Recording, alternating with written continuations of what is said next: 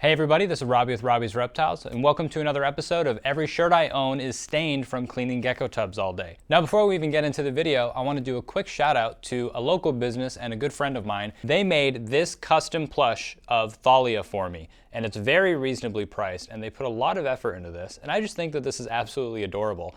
And if you guys want a custom plush of your guys' Crested Geckos, DM Anonymous Geckos on Instagram or contact them through whatever other means they may have. But I just wanted to give a quick shout out because I think this is adorable and pretty accurate. So if you guys have any Crested Geckos that you want a little plushie of, go ahead and hit them up. But this is actually an episode going over some more of my Crested Gecko breeders. But today I wanted to be specific, and we're going to be going over a lot of the ones that I just recently got from Canada and why I got them. She is a nice Halloween, almost triple X-ish, triple X type beat, you know what I'm saying?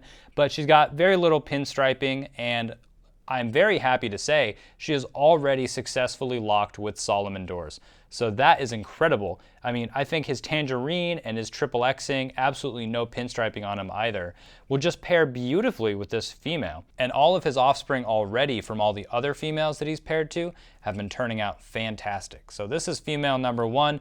Honestly, my personal favorite so far from importing from Canada. Specifically, most of these are from the Urban Reptile, so shout out to them. As you can see, I definitely have a type, also from the Urban Reptile. This has a little bit more white in it though, kind of like Thalia and Nikki a little bit. This one, again, minimal pinstriping, really good contrast on this one too. This one has actually a better orange color in my opinion than the last girl.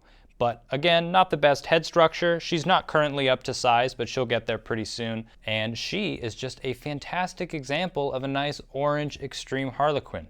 I mean, you guys know me and you know my taste. This female is going to do very nice.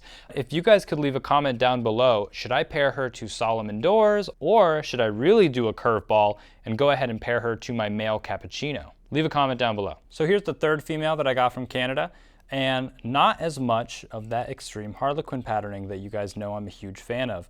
In fact, she actually has more pinstriping.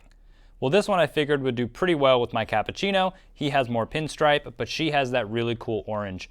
I am just such a big fan of how cappuccino interacts with oranges and yellows. She's on the floor. Oh no. Whoa, whoa, whoa, whoa. Calm down. Calm down, honey.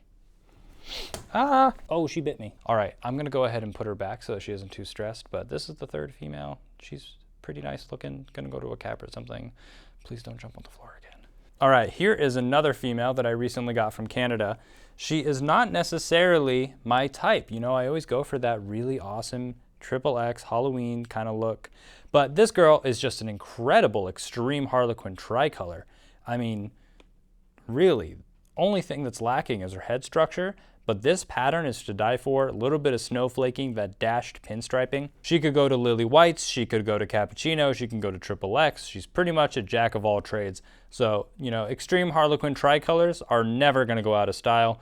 This is a great female. Okay, this girl right here is actually one of my own creations. So we're done with the Canada feature, but she specifically is from Azazel, which is this sort of yellowish looking extreme harlequin, or now I would, I guess, consider her a triple X.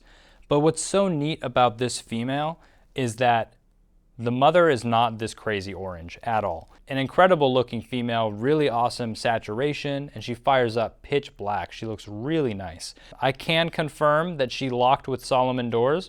Hopefully he did in fact get the job done, but hopefully we're gonna have more even. So hopefully we will be having even more triple X Halloween gecko hatchlings coming to you later this year. I want to get them all up to about 15 grams before I even start really posting about them and listing and selling any. So stay patient, stay tuned, especially our members. You guys are going to be getting first dibs over a lot of these. So I really like her. Her name is Stellaris because I couldn't think of anything. But yeah, just a really nice triple X extreme harlequin black base female. Now this girl right here is again one of my creations. This is specifically from Chad to Chadette. And what is so interesting about her is both of the parents are like a yellowish pattern, but she's more of an orange pattern. And on top of that, if you look extremely closely, and I mean extremely closely, her pinstriping has the cutest tinge of peach to it. And so that's why I named her Peach Schnapps. I'm really interested to see what I could possibly do with this. She has enough pinstriping that she kind of could fit into anything. I could pair her to quad stripe pinstripe stuff or anything like that. I could pair her to my male cappuccino who almost has a full pinstripe, because I'm dying to see what a pink tinted pinstripe would look like on something like a cappuccino. Also, I want to pair her to something like Solomon Doors, who has a different version of tangerine. So this I would consider a sort of pink tangerine, and you only have the tinge in the pinstripes. I would hope if I did pair her to something like Solomon Doors or to any other really nice XXX, that the peachy dashed pinstripe will carry on to all of the offspring. That is something that I'm going to be experimenting with once she gets up to about 40 or 45 grams. I'm really excited to see what she's going to do here. I figured enough with the females, let's talk about a boy. So this is Cranberry Zombie, which I originally imported from Crepax in Korea, and this is a Frappuccino. If you guys aren't familiar, when you pair a cappuccino to a lily white, you get this unique phenotype. What's interesting with him is if I wanted to make more fraps and I paired him to any of those females from previous, which I am heavily considering, only 25% of the offspring would end up being a cap, 25% would end up being a lily, and 25% would end up being a frap like him. So you actually would have better odds on getting a cap if you just paired a normal cap to one of those females. So that's something to take into consideration when you're working with higher combo genes, is do you want to just have better odds at making something simple like a really nice orange XXX cappuccino, or do you want to play your hand at kind of the genetic lottery and hoping that if you pair this, that 25% chance will end up getting you exactly what you hoped for. Now, of course, if there's ball python people watching, they're laughing their ass off because, you know, something like a 25% chance, that's something you could only dream of nowadays in ball pythons. But for us Crested Gecko plebeians, that's pretty much the most that we can hope for right now, is getting a double or even triple gene combo. That's kind of where we are right now. So Cranberry Zombie, I might be pairing to a couple of those females that I had on screen earlier. He doesn't have the best head structure. He's almost up to size. I want to get him up to like 45 grams though. Right now he's at like 33, 34 grams. Males can sometimes be prone to stunting themselves, and they kind of just stay the same weight as when you bred them. So for males, it's always better to wait till they're about 40 grams plus. But I've also had some males that completely deviate from the standard. And I've had a male breed at 35 grams, and now he's 55 grams. So it really does come down to a gecko per gecko basis. I will say with the Cranberry Zombie specifically, he doesn't feel as dense as Wasabi, my other Frappuccino. So I want him especially to get as heavy as possible before I ever let him even smell a female. But anyway, to finish it off, we have this incredibly simple pinstripe female right here. Now she seems like she's not really fitting into the rest of these geckos that we've been looking at, but she has proven to be very special.